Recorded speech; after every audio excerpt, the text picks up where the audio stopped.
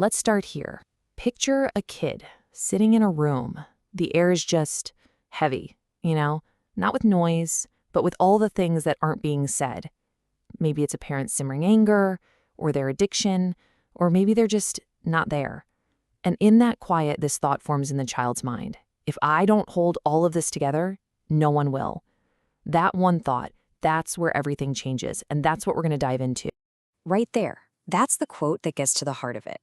That single, silent realization is the first crack, the first fracture.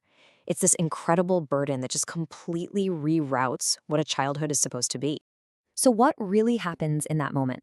Let's take a closer look at this first break, this exact point where a child's entire job description gets rewritten without them ever having a say in it.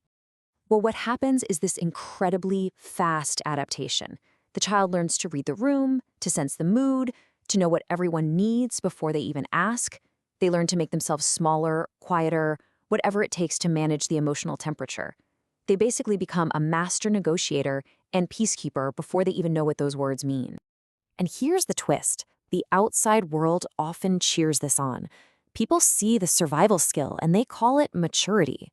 The child gets praised. Oh, you're so responsible, you're so strong, which just reinforces the very behavior that's quietly stealing their childhood away. All of that praise, though, it's masking a huge loss. This strength that everyone sees, it comes at an incredibly high price, a price that usually doesn't come due until many, many years later, which leads us to the really big question. What is the cost, exactly? And that brings us to a super important distinction we have to make. Because while this behavior might look like maturity from the outside, deep down, it's something else entirely. It's survival. There's actually a clinical term for this. It's called parentification. It's exactly what it sounds like. The roles get flipped. The child is forced to become the parent, taking on all this emotional weight for the very people who were supposed to be taking care of them. This is so much more than just a tough phase. It's a literal theft of innocence. And it goes deeper. It actually rewires how the brain develops. It teaches the child that love isn't free, it's earned, and that their own needs are not just secondary, they're a problem to be solved. So this is the fundamental disconnect, right? On the outside, what people see is this incredibly capable, strong, mature kid.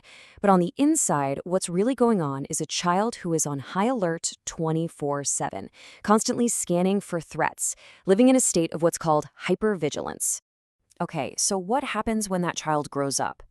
Because these survival strategies, they don't just vanish. They echo through a person's entire life, shaping their relationships, how they see themselves, and how they move through the world. You can literally draw a straight line from these childhood tactics to their adult echoes. The kid who had to be the peacekeeper, they become the adult who is always overfunctioning in relationships, trying to fix everyone and everything. The child who learned to shrink their needs, they grow into an adult who is absolutely terrified of being a burden. And if responsibility was the only way you got praise, well then your self-worth gets tangled up with your productivity, making it almost impossible to just rest and feel joy. And this is the main takeaway here. These adult patterns, they aren't just personality quirks or flaws. They are deeply wired coping mechanisms.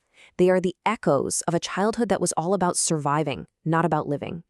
And buried underneath all of those adult behaviors, the voice of that inner child is often still there, still whispering these incredibly painful questions. This is the original wound that just keeps on aching.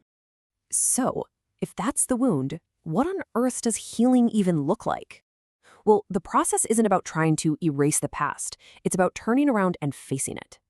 It starts with this idea that grief isn't you breaking down, it's you falling out. The very first step isn't about trying to fix yourself or become better. It's just about witnessing your own story. It's about finally looking back and acknowledging, without any judgment, that was real, that mattered, and wow, that hurt. This whole process is sometimes called shadow work, and it demands brutal honesty. First, you have to witness the past for what it was. Second, you have to let yourself finally feel the grief, and maybe even the rage that you had to swallow down for so long. And third, and this is a big one, you have to fight that voice in your head that tries to gaslight you, the one that says, "Oh, it wasn't that bad." I love this way of thinking about grief. It's not a sign that you're weak, it's a sign that life is coming back. It's proof that the parts of you that had to go numb just to survive are finally, safely starting to melt. And this can be so incredibly freeing. That strength and maturity that everyone was always praising, that was never you. That was your armor. It was a tool you needed to survive. And the best thing about armor is that when the battle is over, you get to decide to take it off. And taking that armor off, well, that leads us to the final and maybe the most important part of this whole journey. It's about finally giving yourself the one thing you were never allowed to have: rest. This is the core message of what people sometimes call reparenting. It's about you giving your inner self the kindness and the validation that it never got from anyone else. Just speaking these simple truths to yourself, it can be world-changing. And let's be really, really clear about this. Allowing yourself to be soft, to rest, to be cared for, that is not selfish, it's not an indulgence. For someone who had to grow up way too fast, it is critical repair work. It's how you begin to reclaim all the pieces of yourself you had to leave behind. And this is where you get to take back control. You get to start making new choices. You can actively choose softness instead of hardness. You can choose rest instead of pushing yourself to the brink. You can make a conscious decision to stop being the emotional manager for everyone else, and maybe for the first time ever, start honoring your own feelings. Now, we do have to face a hard truth. You can't go back in time. You can't get the childhood you lost. That time is gone, and grieving that loss is a real and necessary part of this. But, and this is everything, while that past is already written, your future is a blank page. The story isn't over, and the person holding the pen this time, that's you.